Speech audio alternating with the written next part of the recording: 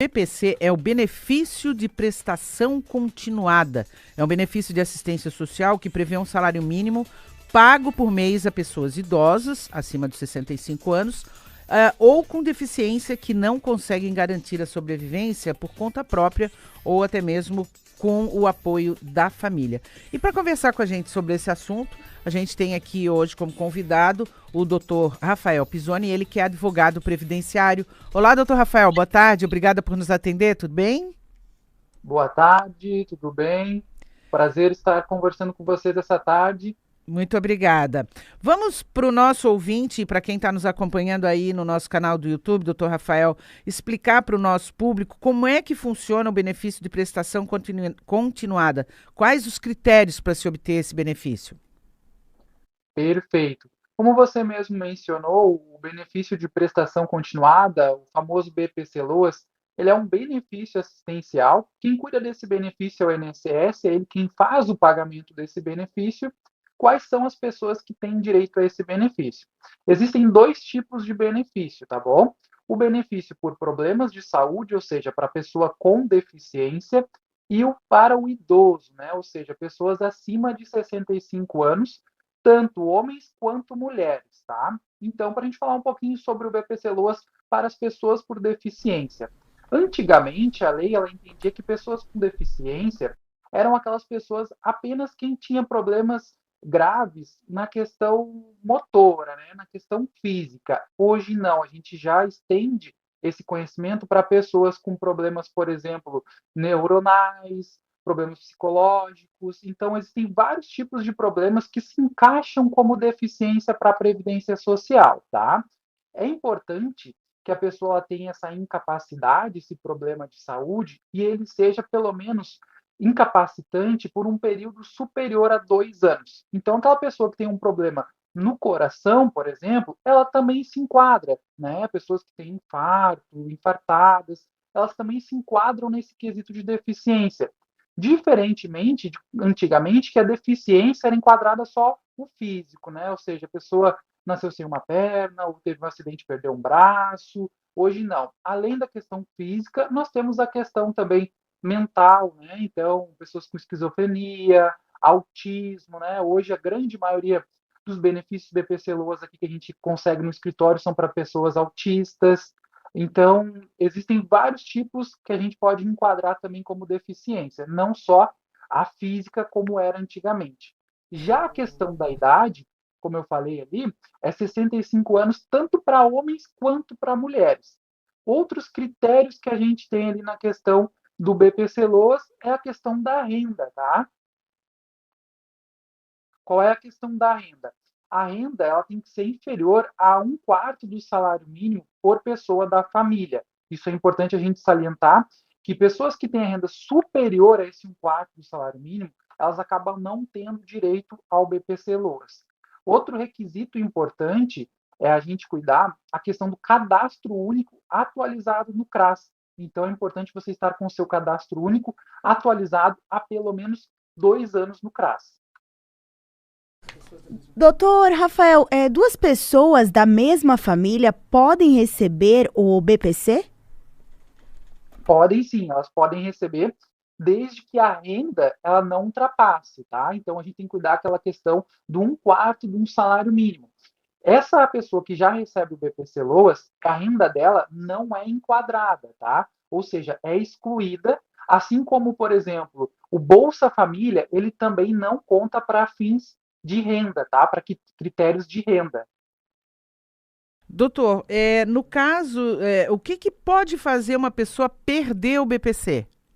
Uhum. O principal quesito para a pessoa perder o BPC-LOAS é a renda dela ficar superior. Ou seja, ela colocou lá no cadastro único, quando foi feito o processo, ela tinha renda inferior a um quarto do salário mínimo.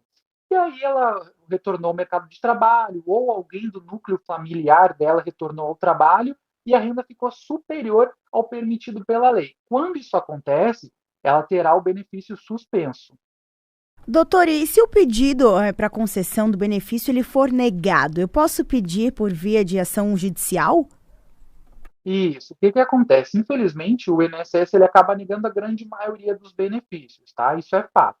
a maioria dos benefícios são negados. Quando isso ocorre, nós podemos ser socorridos pela via judicial. Então, é importante o ouvinte saber que ele tem outros requisitos que ele pode correr atrás do seu direito, né? Então, ele pode sim entrar via judicial, procurar um advogado especializado e da sua confiança para entrar com esse processo judicial. Que é importante a gente colocar aqui, a sua pergunta foi muito boa, as pessoas elas têm medo do processo judicial, mas esse processo, por exemplo, para a BPC Loas, é um processo muito rápido, é um processo bem tranquilo, ele leva em média aí de 6 a 8 meses aqui em Florianópolis, tá? Em Santa Catarina como um todo, ele leva esse período. E ele não tem audiência, isso é importante.